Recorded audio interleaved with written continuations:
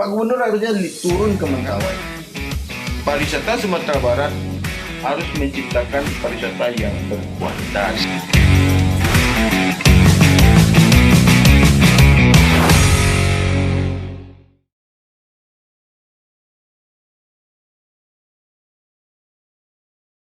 Selaku pengusaha, selaku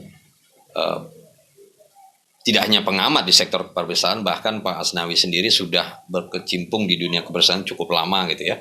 Dan apa yang Pak Asnawi tadi sampaikan terkait dengan potensi, terkait dengan tantangan yang dihadapi Provinsi Sumatera Barat hari ini, bahkan dengan percepatan pembangunan yang hari ini dilakukan oleh pemerintah pusat, koneksi jalan tol lah salah satunya gitu ya. Setidak-tidaknya sebenarnya membuka ruang, membuka akses bagaimana Sumatera Barat harus melakukan percepatan itu. Kalau tidak ingin tertinggal oleh provinsi lain. Padahal kita memiliki potensi. Nah, menurut Pak Asnawi, apa yang harus dilakukan oleh pemerintah Provinsi Sumatera Barat atau pemimpin kita di Sumatera Barat dan juga stakeholder yang ada di Provinsi Sumatera Barat apabila kita ingin Provinsi Sumatera Barat maju dan berpacu dengan daerah-daerah lain? Pertama, Bang Boim ya, bahwa saya ingin meralat sedikit nih, bahwa jika kita tidak ingin Sumatera Barat tertinggal, bahwa kita sudah tertinggal. Oh, sudah tertinggal. PDRB kita hari ini nomor 8 di Sumatera. Artinya kan tinggal 2 di bawah kita. Ya.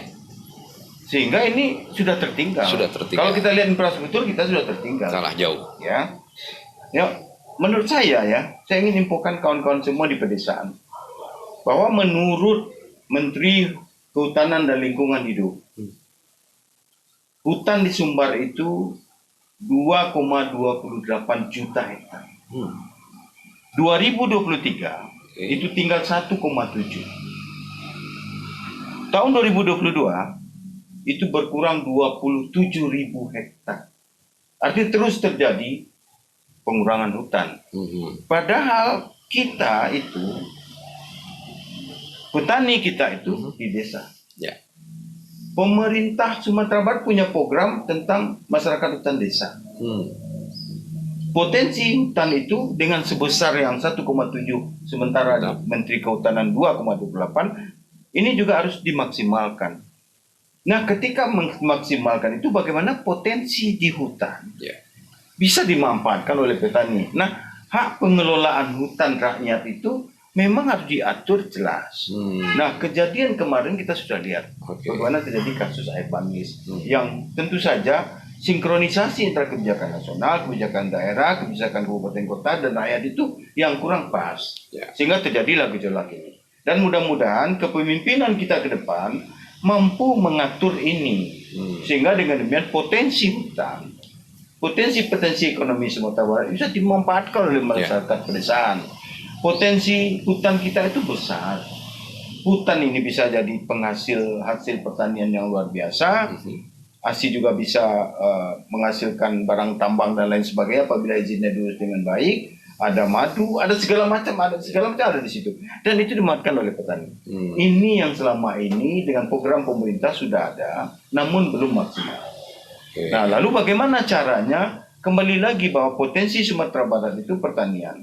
Pertanian itu ada di pedesaan. Desa itu 81% loh ada di dalam hutan. Nah, persoalan hari ini sampai sejauh mana masyarakat desa mampu berupaya dan mempunyai keleluasaan mengelola hutan. Hutan itu fungsinya harus jelas. Apakah dia hutan produksi konsumsi. Ini perlu dilakukan. Kalau dia sudah menjadi HPL, semuanya bisa lah. Nah, memang Undang-Undang Omnibus Law itu sebenarnya ada pasal yang mengatakan bahwa rakyat yang berusaha di hutan lindung tidak bisa dukung, hanya membayar denda. Ini bisa dicek ya. Saya bertanggung jawab dari itu. Oleh sebab itu, kalau memang itu, berikanlah keleluasaan kepada masyarakat. Karena yang tinggal di hutan, yang di desa itu pasti petani. Tidak mungkinlah dia pegawai tinggal di hutan. Kalaupun ada 1-2 lah, pasti dia petani dan tidak mungkin juga banyak pengusaha di hutan, di desa. Ada paling juga kepala desa lah, ya kan? Tapi yang jelas bahwa apa upaya pemerintah? memaksimalkan peran masyarakat desa untuk mengeksplorasi apa yang ada, mengeksploitasi alam Ya. dengan aturan-aturan yang jelas. Nah, ini diperlukan aturan-aturan yang sinkron antara pemerintah pusat, pemerintah provinsi, dan pemerintah daerah. Dan tentu juga diharapkan melibatkan masyarakat luas.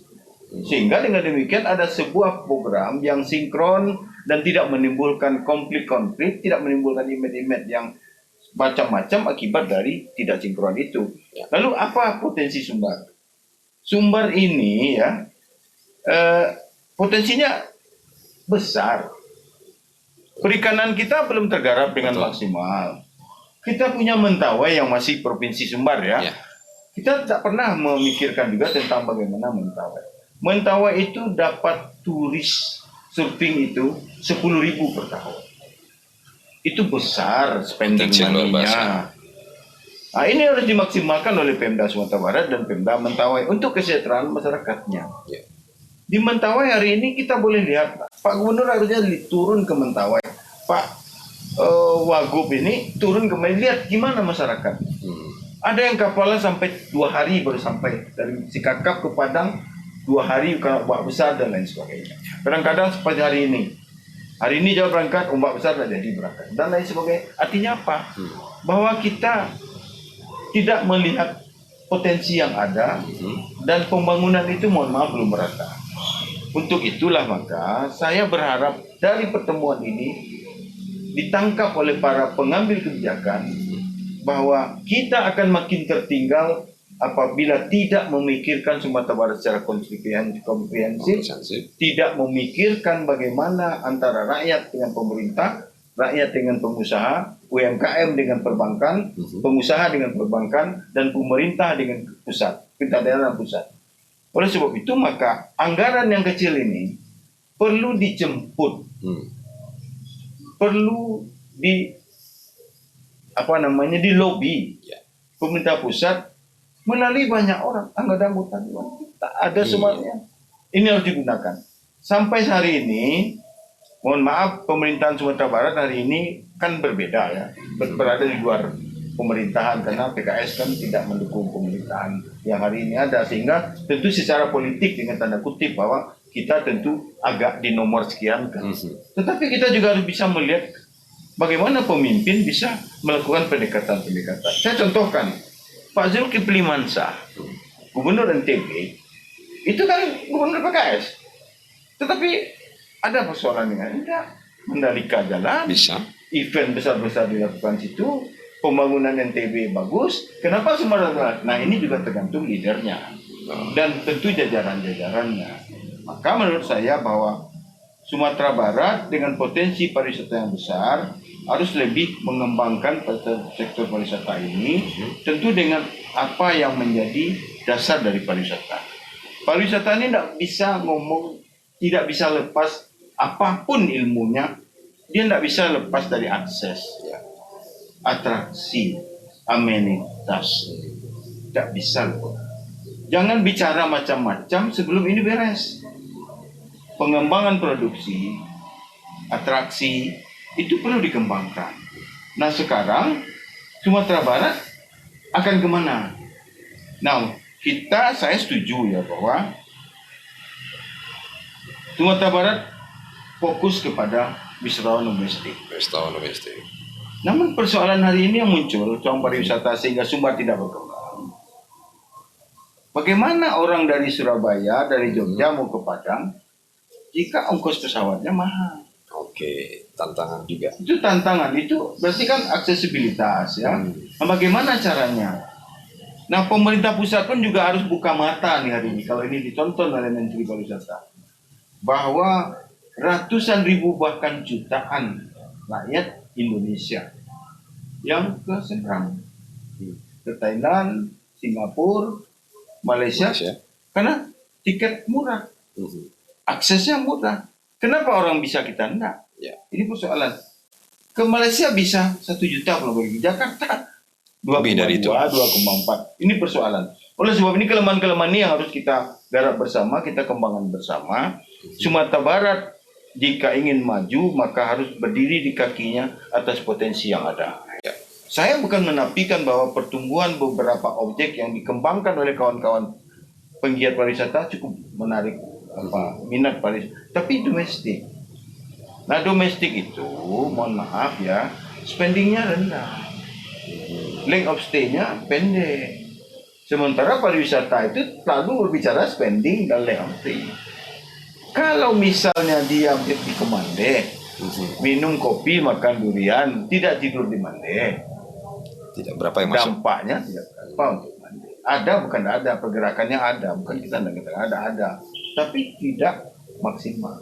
Oleh sebab itu maka perlu dibangun bagaimana orang menjadi lama di situ, sehingga length of stay-nya bertambah.